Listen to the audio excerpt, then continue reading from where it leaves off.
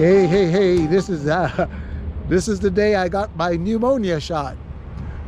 There's a scientific word for it, but I don't know it right now.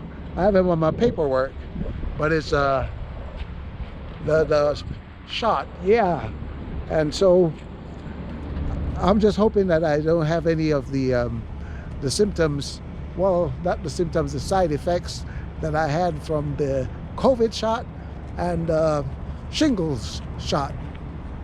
Yeah, but now it's time to go run, get something done in life, because it's the pneumonia is down and the Olympics is almost over.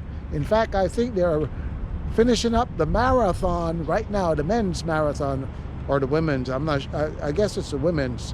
I saw the end of the marathon and saw the 1500 meters, and I like to watch all the sprints. The hurdles are something else. I've never done the hurdles in my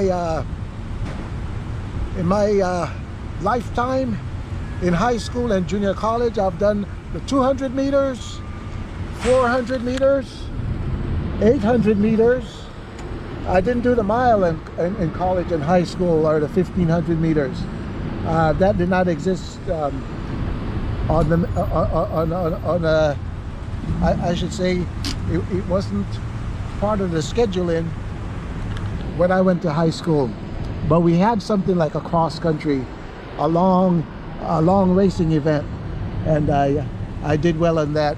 I remember I was leading the race for the first 2 miles, and then I faded badly.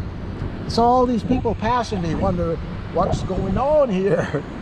But my body couldn't hold up the pace I had at the beginning. I was a champion for 2 miles of the cross country event.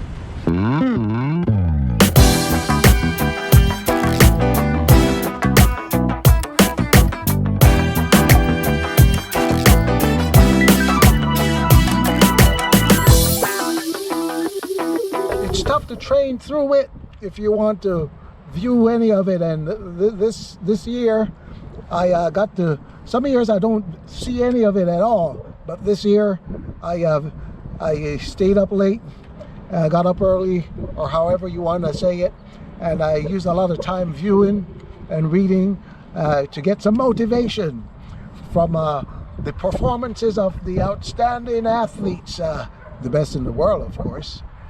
Yeah, so it always uses up time when I should be training, and I hate that. But I also know that to view it, you got to put some time into it.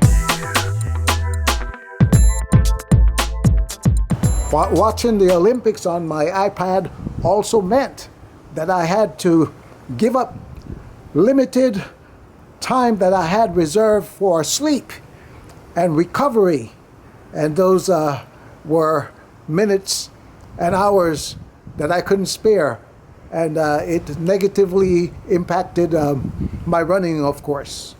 But I still want to apologize for not being able to watch much more than track and field events. I love most of the events and other sports: swimming, gymnastics, diving, shooting, cycling. Oh boy, a whole bunch of baseball, basketball, but I couldn't get to watch any of that. I saw a few highlights of the 10-year-old diving the perfect 10 off the diving board. I saw that, and I didn't get to see skateboarding. I didn't get to see most of anything. I only saw maybe 5 or 10 minutes that wasn't connected to track and field, and even track and field very limited.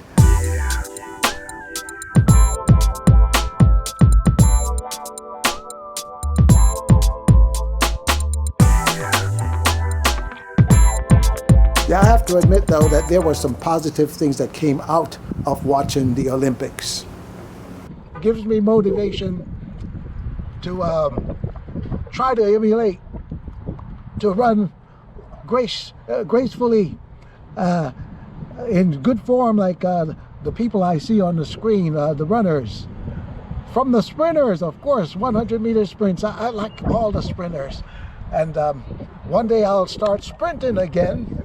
Not this year, not in 2021, but maybe in 2022, 2023, I'll start with some light sprinting again.